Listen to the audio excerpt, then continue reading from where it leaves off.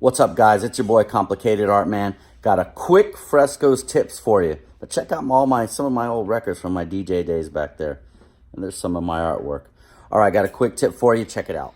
So that's one of my pieces of artwork there that I did. It's called Old Glory.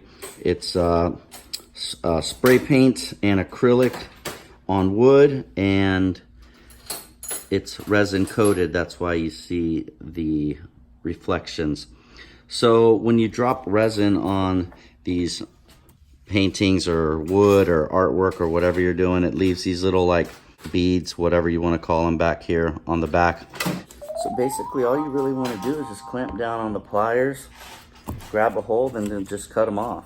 To prevent these beads from happening in the first place, tape off the back of your project with some painter's tape. And if you want to, you can come back with a piece of sandpaper, like a 60 grit, just smooth them out, which you probably should do that. And then you can even paint back over them if you want to. So that's it, your boy Complicated Art Man. Check out my blog on complicatedartman.com. In the meantime, my friends, you know what to do. Stay creative and keep on painting. Thanks for watching Quick Tips with the Complicated Art Man.